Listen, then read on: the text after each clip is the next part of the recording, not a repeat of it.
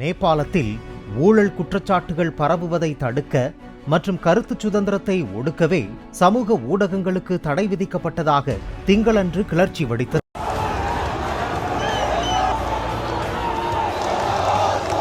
இதனால் அச்சமடைந்த நேபாள பிரதமர் KP சர்மா ஒலி உடனடியாக சமூக ஊடகங்கள் மீதான தடையை நீக்கினார்.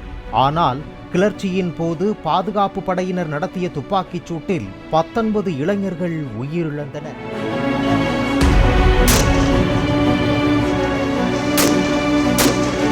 அவர்கள் மரணத்திற்கு நீதி கேட்டும் ஊழல் மலிந்த நேபாள அரசு பதவி விலக வலியுறுத்தியும் பொதுமக்கள், இளைஞர்கள் உள்ளிட்ட ஆயிரக்கணக்கானோர் காத்மண்டுவில் 2வது நாளாக கிளர்ச்சியை தொடர்ந்தனர். காத்மண்டுவில் தடையை மீறி குவிந்த ஜென்னிசெட் போராட்டக்காரர்களை கண்ணீர் புகைக்குண்டுகளை வீசி விரட்டியடித்த ஆயுதப்படை போலீசார் மீது கற்கள் வீசப்பட்டதால் வன்முறை வெடித்தது.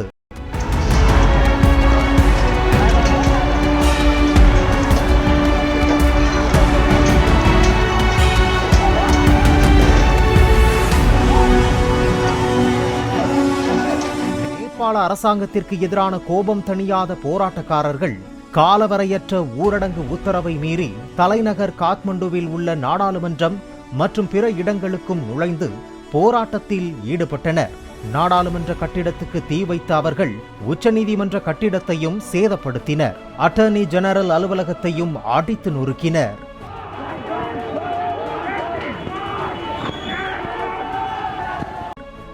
காத்மண்டுவில் அதிபர் ராம்சந்திர பௌடலின் இல்லத்தை கிளர்ச்சியாளர்கள் சுற்றி வளைத்து சூறையாடினர்.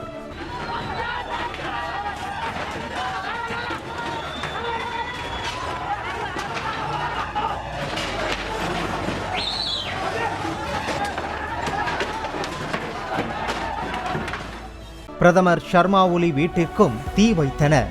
அவர் பதவி விலகல் தகவல் கிடைத்தவுடன் அங்கு திரண்டு உற்சாக முழக்கமிட்டு நடனமாடினர்.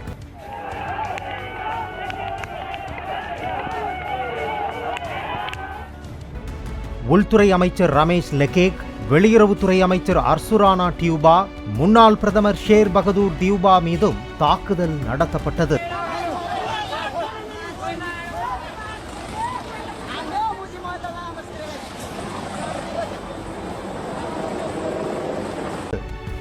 நிதியமைச்சர் பிஷ்ணு பிரசாத் பௌடேலை பொதுமக்கள் சேர்ந்து துரத்தி உதைக்கும் காட்சிகள் இணையத்தில் பரவியது.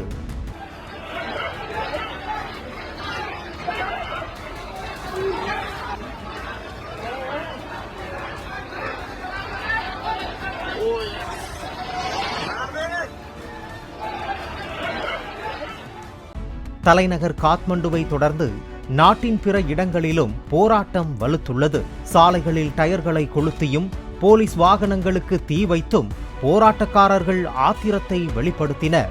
பெண்கள் உட்பட ஆயிரக்கணக்கானோர் கம்புகளுடன் சாறை சாறையாக சாலைகளில் ஆவேசத்துடன் பேரணி சென்றதால் பெரும் பதற்றம் ஏற்பட்டது.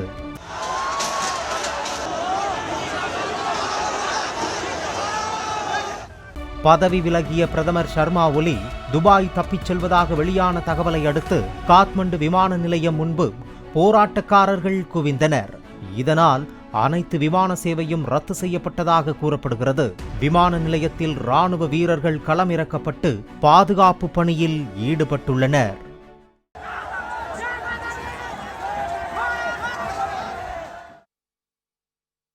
பிளே ஸ்டோர் மற்றும் ஆப் ஸ்டோரில் இருந்து பாலிமர் செயலியை QR கோடு மூலம் பதிவிறக்கம் செய்யுங்கள்.